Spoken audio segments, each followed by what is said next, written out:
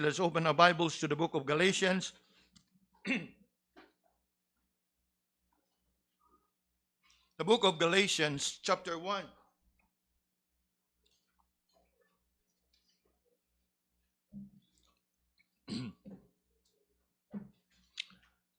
Chapter 1, and we shall take time to read beginning verse 1 to verse 9.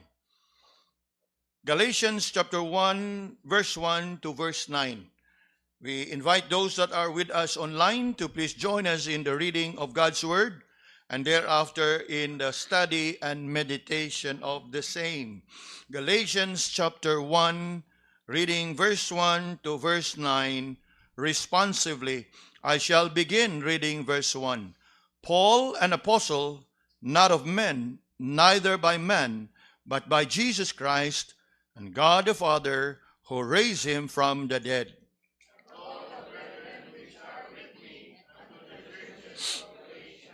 Grace be to you and peace from God the Father and from our Lord Jesus Christ.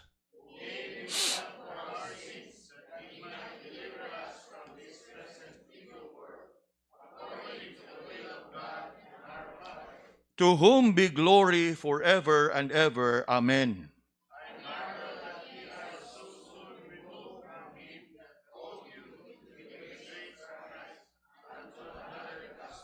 Which is not another, but there be some that trouble you and would pervert the gospel of Christ.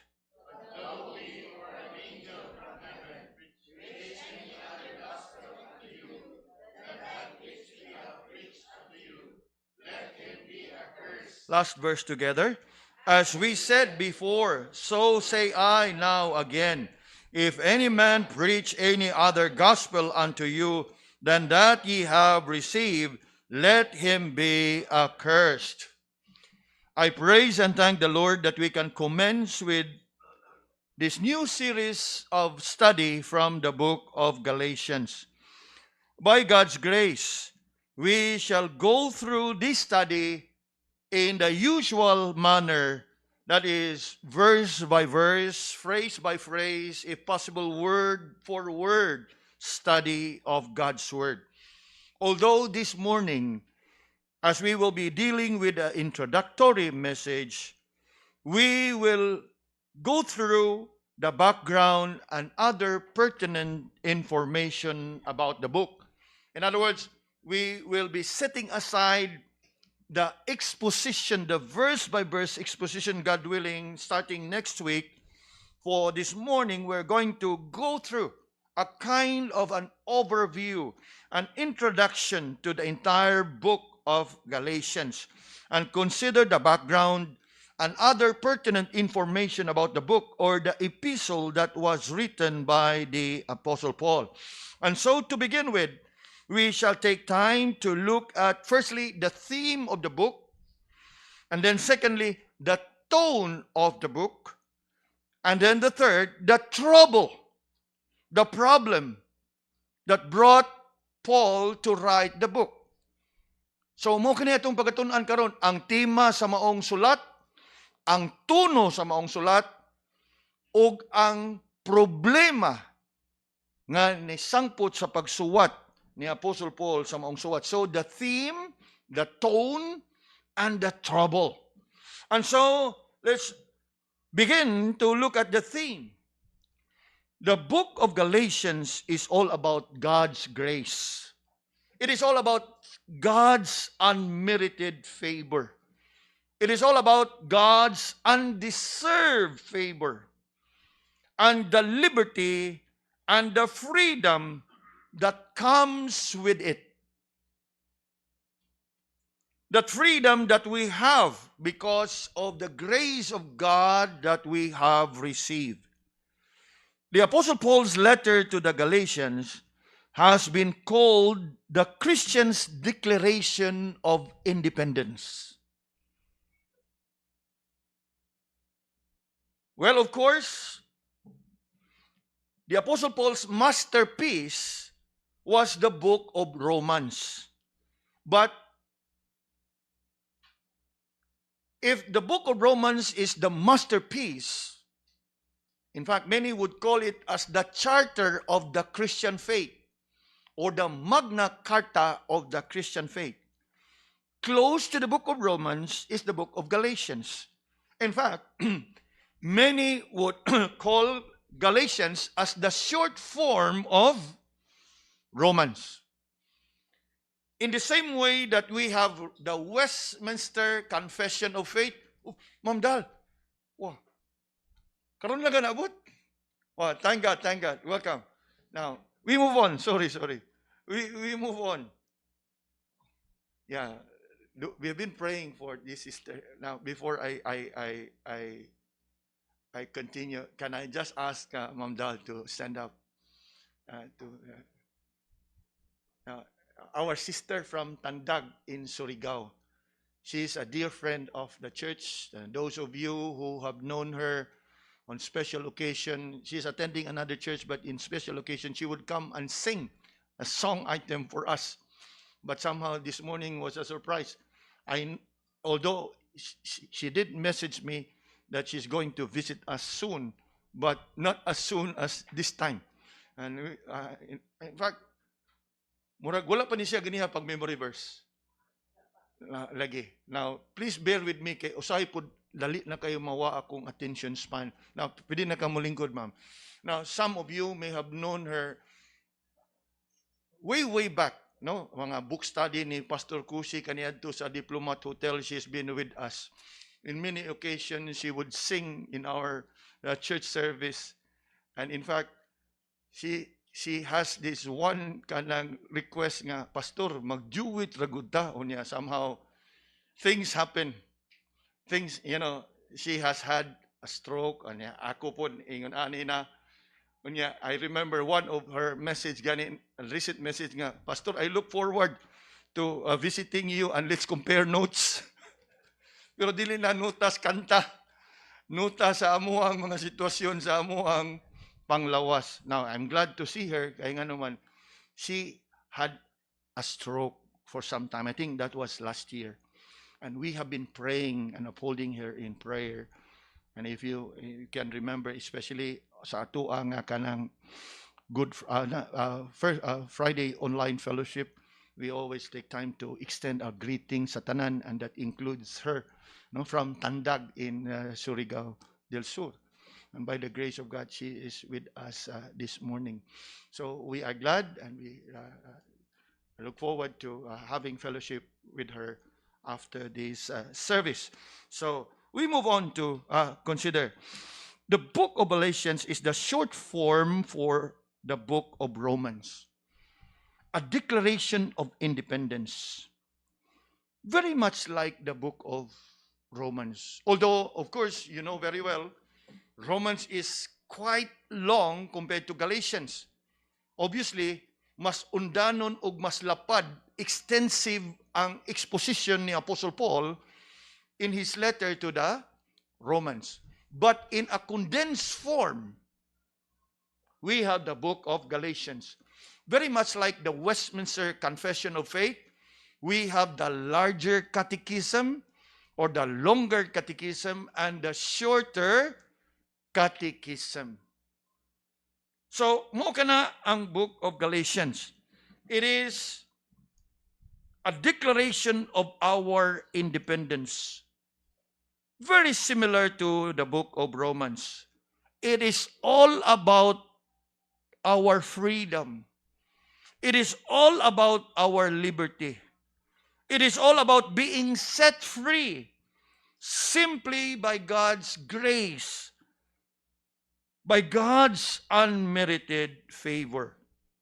In fact, later on, I draw your attention in chapter 5, verse 1. This is what the Apostle Paul said in chapter 5, verse 1 of Galatians. Stand fast, therefore, in the liberty wherewith Christ had made us free, and be not entangled again with the yoke of bondage. Nga naman, kay mao kanay problema nga giatubang sa Galacia. Mao kana ang sitwasyon nga giatubang sa Galatian church. There are people who wanted to reverse and to bring back the people from the liberty that they have in Christ. They have that intent of bringing back the people into bondage. And that is the theme of Galatians. In fact, I titled the introductory message, Galatians, a defense for the gospel of Christ. So the theme of the book is about God's grace and of our liberty and freedom because of the grace of God.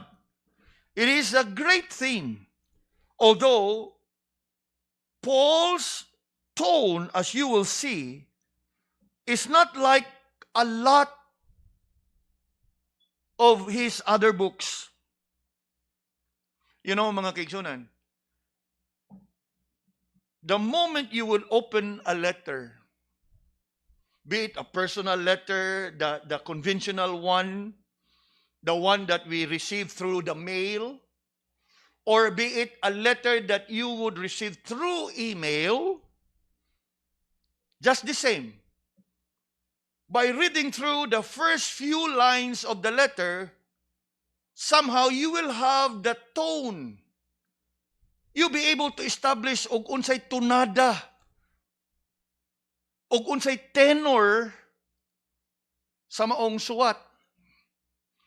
And I find it worth noticing and bringing to your attention because Galatians stands out in terms of its tone. Nga samtang nindot kayo ang mensahe sa maong suwat, for it is all about the grace of God. But if you study carefully the tone of Paul's writing that letter, it appears that he is writing with a grudge. Grudge. G-R-U-D-G-E. So while the theme is God's grace, the tone seems to be having a grudge. And why would I say that? For obviously, while the letter is all about God's grace, you would notice that the Apostle Paul is in a fighting mode. Gani, og sa binisaya pa ni, murag palaban si Apostol Pablo sa iyang pagsuwat ni ini. Dili lang palaban, murag palaaway si Apostol Paul sa iyang pagsuwat ni ini. For obviously, he was not happy with what is happening in the church. And because of that, he begins his letter very differently. And why I say very differently? Because the tone is very different. Now, to help you better understand, and I hope you are quick, let's try to compare his letter to other letters of Paul. Like, for example, Paul's letter to the Philippians. In Paul's letter to the Philippians, like the rest of his letters, he would begin with a salutation, a greetings, true. And after the usual greetings, the Apostle Paul would write some kind of commendation. Commendation simply means good words, mga pagdasig. And I bring you Paul's letter to the Philippians as case in point number 1. Philippians chapter 1, verse 3 to 5. See for yourself what the Apostle Paul says in these verses. In the salutation. What did Paul say? I thank my God upon every remembrance of you, always in every prayer of mine for you all, making request with joy for your fellowship in the gospel from the first day until now. So obviously it was a commendation, an expression of appreciation of the church. Good words. Then turn with me to Colossians. Colossians chapter 1. And look with me in verse 3 and 4. There it says, we give thanks to God and the Father of our Lord Jesus Christ, praying always for you, since we heard of your faith in Christ Jesus and of the love which ye have to all the saints. Again, good words. Commendation. Mga pagdasig. Are we following? One more. 1 Thessalonians chapter 1. 1 Thessalonians chapter 1. And look at verse 2 and 3. 1 Thessalonians chapter 1, verse 2 and 3. We give thanks to God always for you all, making mention of you in our prayers, remembering you without ceasing your faith, work of faith, and labor of love, and patience of hope in our Lord Jesus Christ in the sight of God and our Father. Now, to save time, dinilan ko to, but I'm sure you're familiar with these verses. You will often find these verses in most of Paul's letter, except Galatians. Ganiha atong gibasa, verse 1 to verse 9. Diha ba kay nakita? Yes, the salutation is there. Grace be to you and peace. But there's no such thing as I thank my God making mention of you in prayer because of your faith. Nga naman. Because there was no such commendable work na iyahang makita sa Galacia. Apan, wa na magpasabot that the Apostle Paul did not love the church. But knowing the Apostle Paul, he is not fond of flattery. Usahay kita, medyo diplomatic man ta. Nga ogwa tay masulti nga maayo, we can be so gracious to what? I thank God. And say some compliments. But it was not the case with Paul. He always be honest, straightforward, and frank. If there is indeed something to be commended, he surely would give it to them. But if there is none, he cannot be as others like politicians and others like diplomats, that they will always say good words even if there's none. Nakuha na to? You go through the first 9 verses, ug naa ba kayo nakita?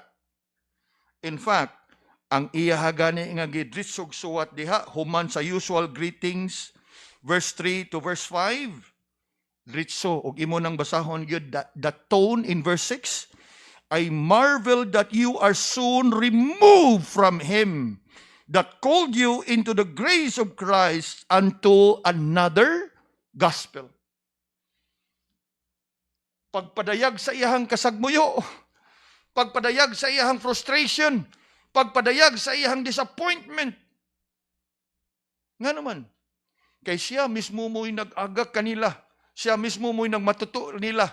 Unya, sa the moment nga ming talikod siya, somebody come in and introduce another gospel, they so easily believe in that another gospel, which Paul said, yes, it's another gospel, meaning a different kind of gospel, not another of the same kind.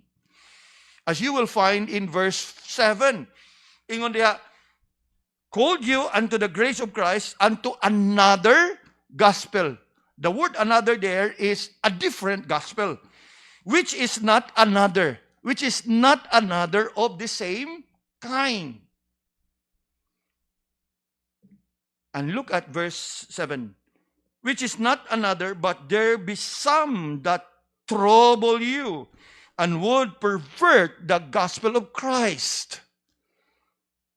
So diha nimo makita that indeed the book of Galatians and Paul's letter to the Galatians comes with a different tone. Unlike the usual greetings with a commendation, grace and peace, I thank my God, making mention of your prayers because of your work of faith, labor of love. There's no such thing in the book of Galatians. That while the theme of the letter is all about God's grace, you would notice that the tone of the letter is more of a grudge. The Apostle Paul was in a fighting mood.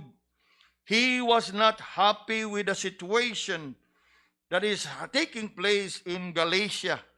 And because of that, he begins his letter in a different tone. paaway, palaban, isog. True. Paul loves the church. That's why he wrote to the church. But as you can see, his intention in writing is not much about exhorting, but it's more about correcting. In fact, Paul's letter to Galatians is one that is what is called as polemical.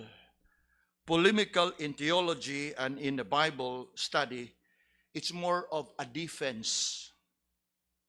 Polemical. It's, as I have said, an attack mode. In today's language, young generation, beast mode. Paul was actually in a beast mode, palaban. He is actually putting on his boxing gloves, ready to fight. And in fact, he was actually engaging himself in a fight.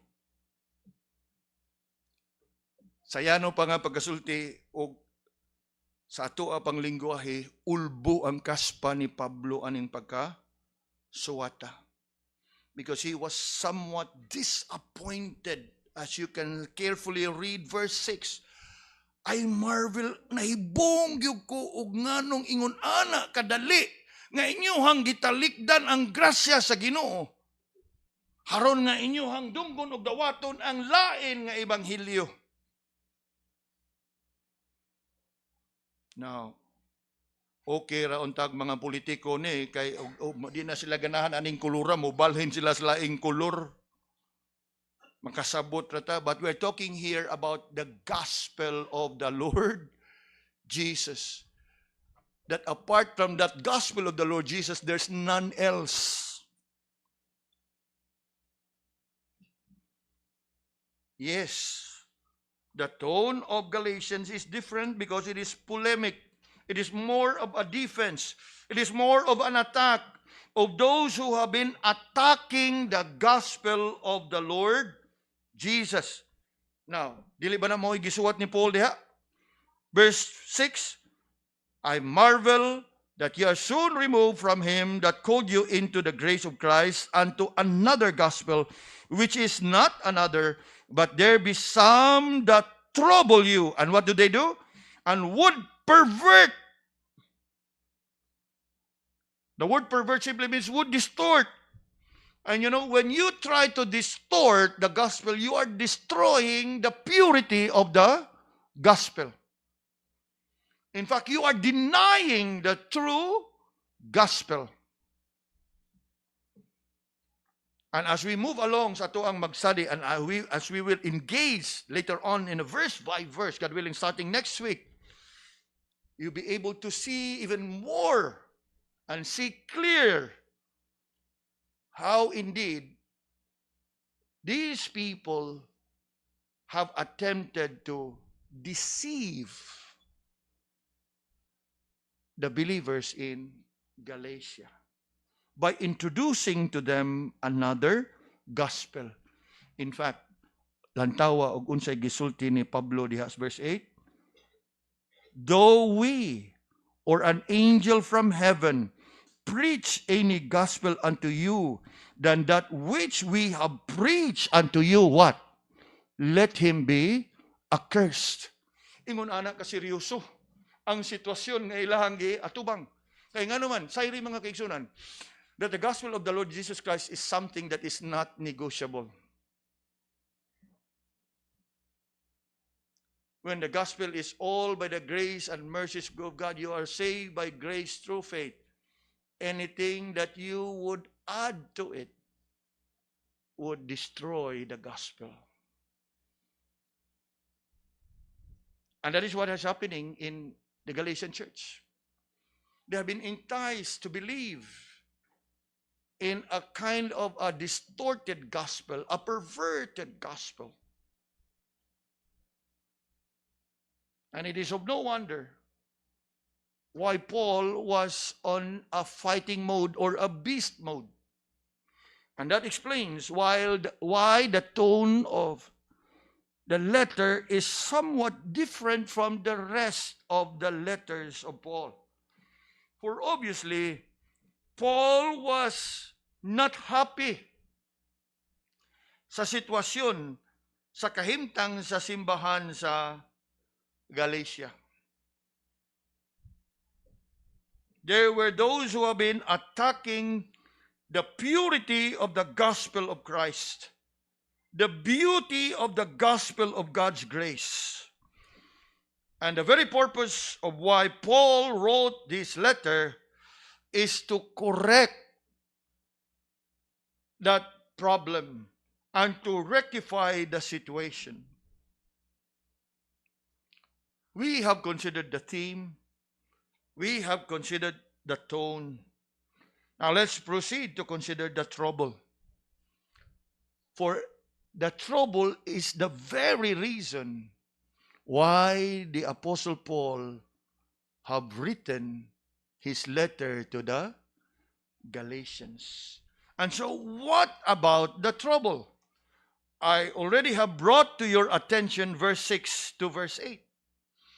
That there were people who have crept into the church, who have made that attempt and were somewhat successful to some extent to bring the church to believing in another gospel. Dili lang ni nga, there was an attempt. The attempt has already been done and somehow they have achieved some level of success. Nga naman, kay if you look carefully at what Paul said in verse 6, he said, I marvel that you are soon removed. Meaning, ilahan ang gitalikdan ang tinud-anay nga mensahe sa Ebanghelyo and they were now removed. Removed to what? Believe in another gospel. In other words, it appears nga masgi tuuhan nila ang mga tao nga nagtudlo kanila kaysa ilahang gituhuan si Apostle Paul. And that is why Paul was in an attack mode. Because the attack here is not just about the gospel of Jesus. The attack is also aimed at him.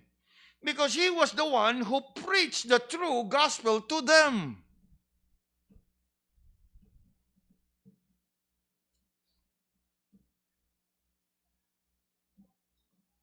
Now, what is happening here?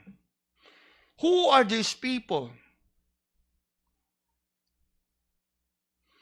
Who are the some? If you look at verse 7, which is another gospel, but there be some. In other words, adunay pipila diha kaninyo that trouble you and would pervert the gospel of Christ. Who are the some here? Now, obviously, if we look at it in a wider perspective, in a wider context, and examining the book of Acts and other books in the New Testament, particularly letters of Paul, these some who have been attempting and have been perverting the gospel, these were the group of people in the early church that are known as Judaizers. Judaizers. Judah, then I-Z-E-R-S, Judaizers. Who are the Judaizers? Now, Judaizers is a term that is used to describe Jewish people who were converted to Christianity. Now, Jewish people who've been converted to Christianity. And somehow, samtang sila midawat kang Ginoong Hesus nga Dios ug mangluluwas, samtang sila midawat kang Ginoong Hesus as the promised Messiah, padayon gihapon sila nga nagpanuo nga samtang kinahanglan nga ilahang dawaton si Ginoong Hesus nga ilang Dios ug manluluwas, they still insist nga kabahin gihapon sa ilang kaluwasan ang pagsunod o pagtuman sa balaod.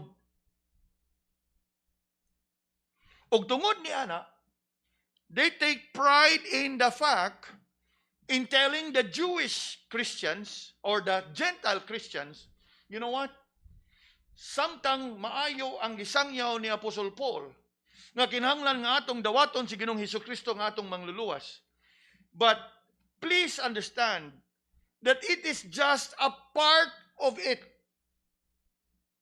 Meaning, human nga imong dawaton si Ginoong Hesus, kinahanglan gihapon nimo nga tumanon ang kamanduan ni Moses. Maunay gihimo ni ining mga tawhana, Judaizers. In other words, they wanted to entice the Gentile Christians nga human nga ilang gidawat si Ginoong Hesus, ilaha nga giingganyo nga ilaha pod nga tumanon ang kamanduan ug balaodnon ni Moses. In other words, they were attempting and were somewhat successful in bringing the Gentiles to keeping and obeying the law. Now remember, ako ang na-mention ganiha, the book of Galatians is about God's grace and our freedom. Sa ato ang pagdawat kang Ginoong Hesus, we have been set free from the bondage, that slavery in keeping the law. And yet, here are these people desiring the Gentiles to bring them back to the law. The same law nga diin sila nahawas. Karon sila nga nahawas, ilahan na inong dadon ang mga Gentiles nga balik dito. Are we following? Now, turn with me to the book of Acts for a while. In the book of Acts, and look with me at chapter 15. Mao ni ilang gihimo. In fact, in the early part of church, the New Testament church, Acts 15 and verse 1. We don't have the time to go through the entire chapter, but verse 1, I believe, would suffice. Acts 15, verse 1. Look here. And certain men which came down from Judea taught the brethren and said, except ye be circumcised after the manner of Moses, you cannot be saved. So, klaro kayo, di ba?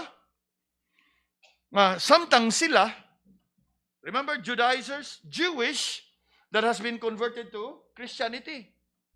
And yet sila nga midawat kang Ginoong Hesus para sa ilahang kaluwasan, they still would insist nga ang mga Gentiles, unless dili sila mo sunod sa kamanduan ni Moses, dili gihapon sila luwas.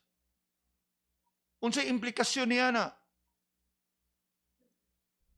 Have you realized unsa ka seryoso? It means that the death of Christ at the cross is not enough to save them.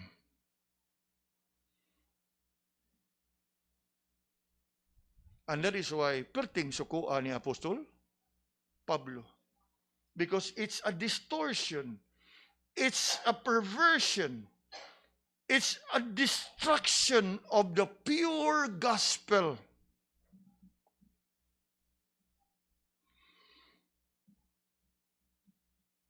That is what the Judaizers were doing back then. They insist that the Gentile brethren, in order for them to be saved, must also abide with the law of Moses. Meaning, they also must be circumcised. And so, these people were bringing the Gentile Christians back to the law of Moses, back to the rituals, back to the ceremonies to keep the law of Moses. Because, after all, the covenants of God made throughout history have been made with whom? Primarily with the Jews. Abraham, Isaac, Jacob, Moses, David, and so on. That is what they hold on to. That is what they cling onto. Now, no doubt about it, the Jews, Israel, were the chosen people of God. But somehow, for them to insist nga ang mga Gentile Christians, in order for them to be saved, they too must go through the circumcision, is a serious distortion of the gospel. Atong nabasa kaganiya lang, Acts 15 verse 1, that they insist that unless one be circumcised, they cannot be saved. How can that be? When all along the Apostle Paul has been preaching, believe in the Lord Jesus Christ and thou shalt be saved. Ingon ana kaseryoso ni nga problema nga ilang giatubang. And somehow, mauna nga gisagmuyo ni Apostle Paul kay how can you be so easily removed from Him that called you out?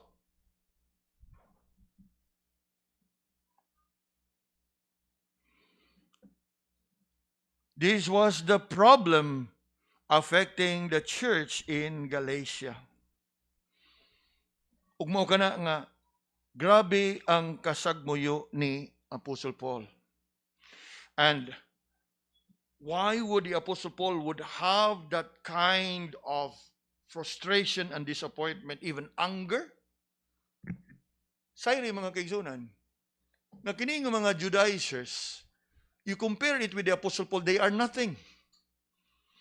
Apostle Paul is a Pharisee of all the Pharisee. You study what Paul said in his letter to the Corinthians, baptized on the 8th day, a Hebrew of all Hebrew, pertaining to righteousness as to the law, blameless, pertaining to service and commitment, pure, without spot. Ug mo na dako niyang frustration. Kay nga naman, siya nga gasangyaw sa ebanghelyo sa atong Ginoo, gikan diha, gani siya mo'y number 1 diha. Ug iyan ang gitalikdan. Unya karon kamo nga iyahang gisangyawan kamo ni diha. That explains why the Apostle Paul was so angry that he could not be bothered even in writing commendation to the church. Not that he doesn't love the church, but simply because he was so filled with, if we can use it, righteous anger. Disappointed, frustrated, after all the efforts nga iyahang giput in. Gani iyang gigamit dito, I marvel how you are so easily, ingon ana ra mo kadali ni bali, ingon ana ra mo dili ka nailad, nalipat, nalimbungan. And to make matters worse, ang kasuko ni Apostle Paul dinhi is all because kining mga tawhana, they are exploiting the labors of Paul. In what sense? Now, we don't have the time to go through all those verses, but I've looked at it. In the book of Acts, these are the people I've read, just bring to you Acts 15 verse 1. And many other passages. Ang ilaharang pagkabuhaton ini is, they will appear to be following Paul. Ilahalang sundon og asa mo adto si Paul. Unya og mulakaw na si Paul, magpabilin sila. Unya nigpabilin nila og na si Paul, maingon sila nga, actually, sakto tong gisulti ni Apostle Paul that we all must believe in the Lord Jesus to be saved. But you know, it's but the beginning. Dugang sa inyong pagtuo kang Ginoong Hesus, kinahanglan that you will abide sa commandment ni Moses, and one of which is they must be circumcised. So what are they actually doing is, they are doing a great disservice. Mura ba, og imagine ito nga, naigitanom si Paul, unya paglakaw ni Paul ilang ibot.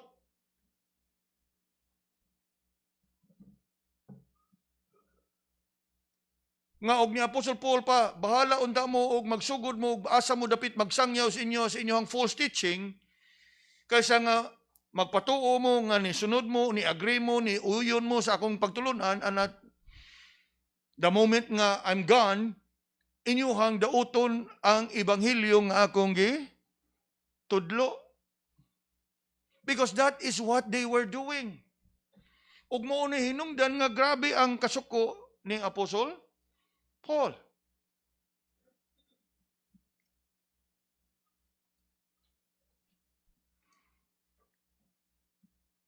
That as we reflect upon this matter, we think about the Apostle Paul, who was once a Pharisee, and the Pharisee of all Pharisees, talking about God's grace. It was settled in Paul's mind. In the same way that it was settled in the minds of the other apostles.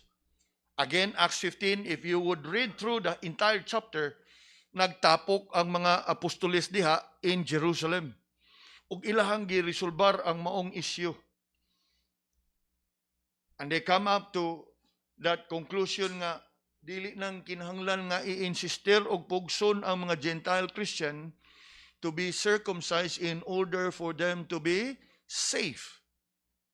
Because the gospel of the Lord Jesus is sufficient to save. Nga wa na kinahanglang idugang og ipuno diha sa maong ebanghelyo sa atong Ginoo.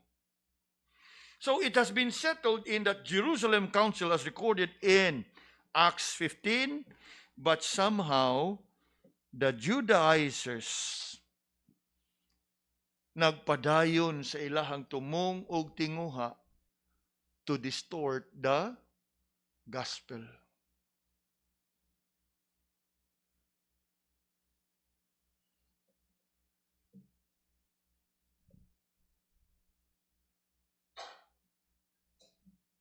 And that explains why Paul said in verse 9, you look at verse 9, as we said before, so say I now again, if any man preach any other gospel unto you than that you have received, ano siya yung gingon? Let him be accursed. In fact, he is not just referring to men. Even if there be angel, come down to verse 8. But though we or an angel from heaven preach any gospel, other gospel unto you, than which we have preached unto you, let him be accursed. That's the trouble. And you know, mga kaigsunan, if it has been the trouble in the Galatian church back then, have you ever wondered how much trouble are we facing in our time? Because there has been a lot of distorted gospel. There has been a lot of perverted gospel. There has been a lot of deviant gospel.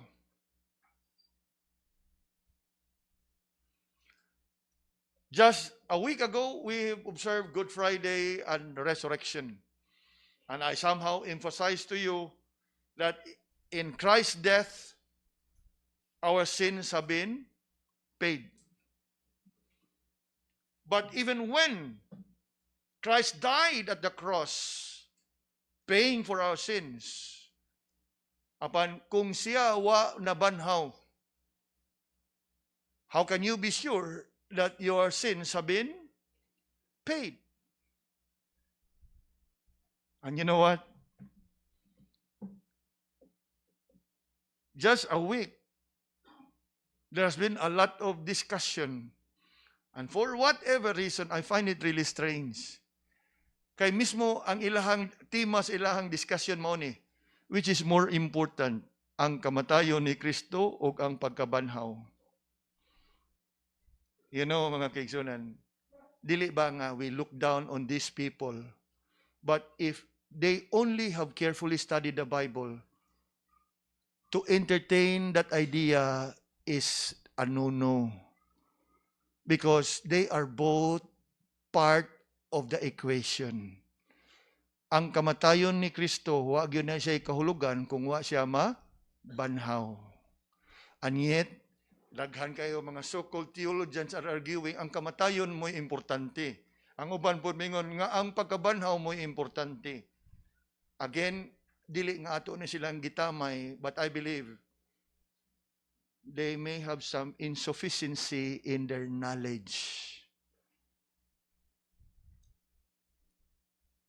Kay, to explain it in a layman's term, the death and the resurrection is like a coin with two sides. You cannot have the one without the other. In other words, no point of arguing which is greater. Kay bisan pa man og namatay si Kristo og way pagkabanhaw, wa toy nada ang iyahang kamatayon. Ang iyang pagkabanhaw importante pod kay nga naman katumay magpamatuod nga tinuod ang tanan nga iyang gisulti. We have studied that last week. And yet it is sad kay nga naman again masubo ko ani nga naman. And I hope nga masubo sad mo ani kay nga naman. We are here to proclaim the gospel. Ngadto sa mga wagid masayod ini.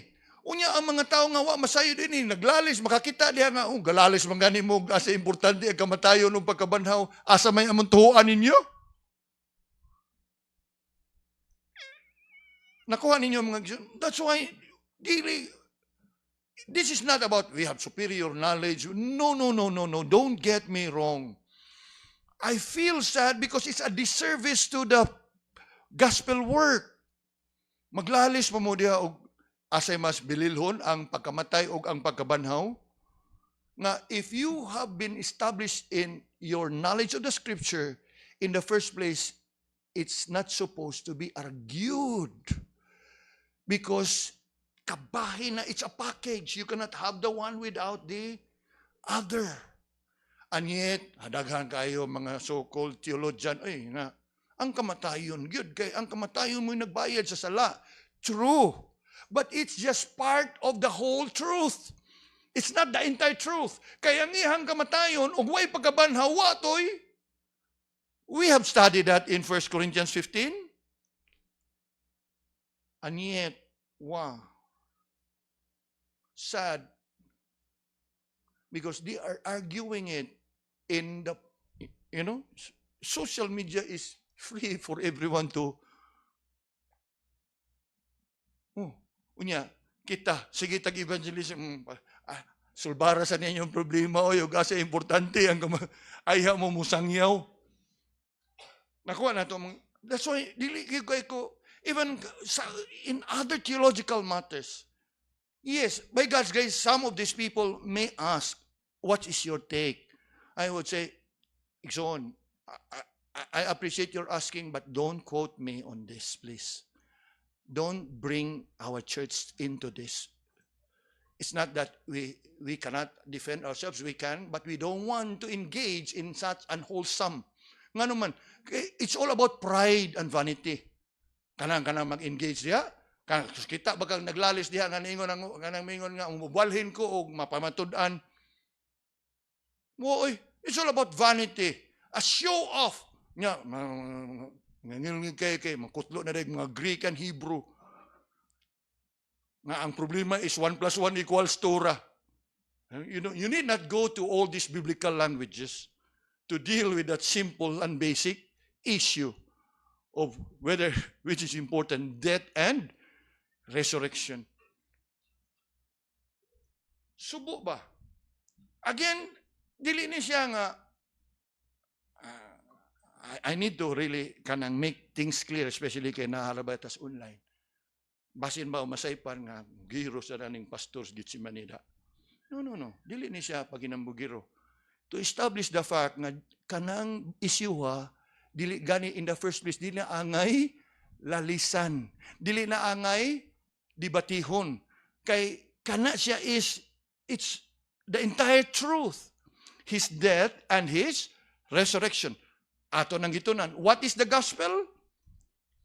He died, buried, and risen on the third day. You don't have to dissect. It's a package. And that's why I say nga, kung naalang yung nakahungong ani nilang mga igsuon nato sa pagtuo, in the first place, they should know nga di na unta giniangay lalisan. And yet, mga theologian lagi, lalis. Sige argumento diya sa kanang social media.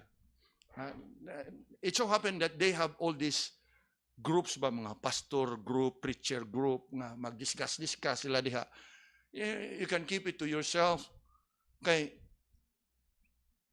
the unbelieving are watching, the unbelieving are also enjoying.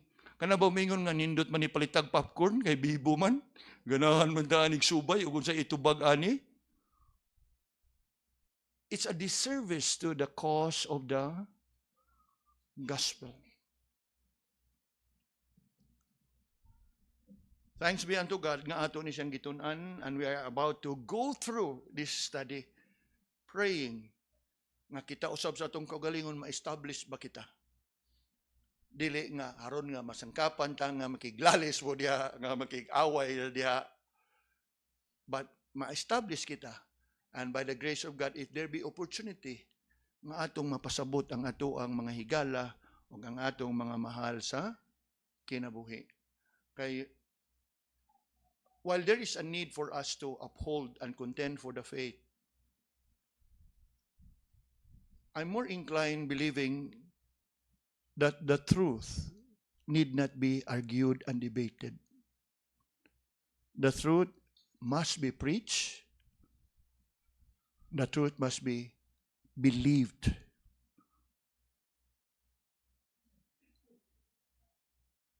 Di na kinahanglan nga imo pang dipinsahan, tinuod ba na og dili, because people, if they would reject the truth from the Bible, it will not affect the truthfulness of the Bible. The truth will always be truth.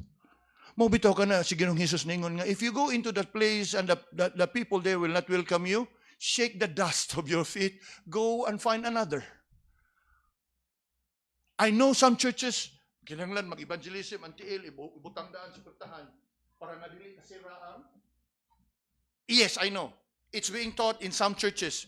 You go soul winning and witnessing, you go house to house, inig-abot nimo diya, inig-abri, once mo abri na gani, ibutang ko nang nimong tiil sa ilahang pultahan. Haron nga ingon nga, sige lang ma'am, okay, dili na dayon ma'am. Kay bastos na kung kay gisira niya na imong tiil na adaan sa, naadaan nakaharang ba sa ilahang pultahan. Yes, dili lang to isgutan ang mga pundok, but I know it's a standard nga gitudlo sa ubang mga kisimbahanan. You go soul winning, money. Once, basta kay moabli lang sa pultahan, sure na. Kaya nga naman, they are being taught on how to, you can manipulate, true, but how much can you convince people? You go and study biblical pattern. If people there will not receive you, shake off the dust of your feet, go and find another. Go and see another. Unless na ay mangutana, you answer. But imo ang ipugos imong kagalingon. No? Kaysa ko nang gingon, the Word of God will always be true, whether or not people would believe it or not.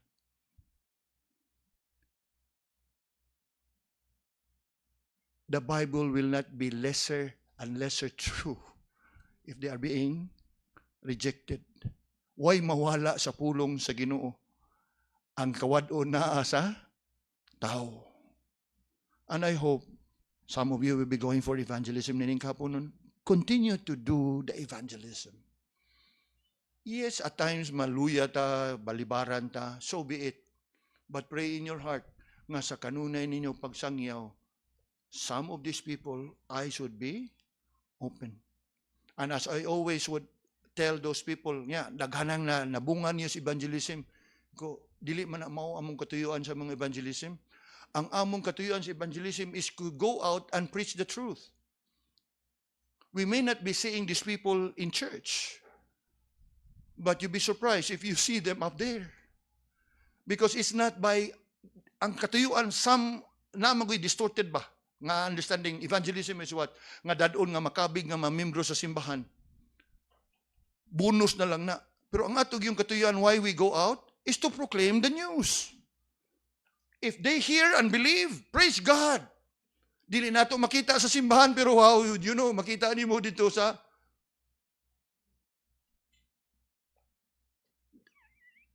Again, I know some churches, ang ilahang objective and goal for evangelism is to bring people to church instead of bringing people to Christ. There's a big difference. If your goal is bringing people to church, then unsay kalainan nimo sa UNO, unsay kalainan nimo sa uban nga mga networking, downline, upline. It's not. Our goal is to what? Tell them about Christ and bring them to Christ. Not necessarily that they will come to church. For all you know, sa imuha nga gihimo ngadto nila, you will meet them where? Heaven. And so, mga kaigsunan, with this introductory message, I pray that this will encourage our hearts. God willing, next Lord's Day, we will start to engage verse by verse in the book of Galatians. Let us pray. Salamat Ginoo sa padayon nimo nga pagtudlo kanamo diha sa imong pulong sa kamatuoran. Sa mga butang nga angay nato nga masabtan ug masayran Ginoo ug nga amo nga mahibaluan sa paagi nga amo nga matuman ug masunod ang imuhang mga kamanduan ug kabubuton ug ang kamatuoran masangyaw masabwag ngadto sa uban. In Jesus' name we pray. Amen.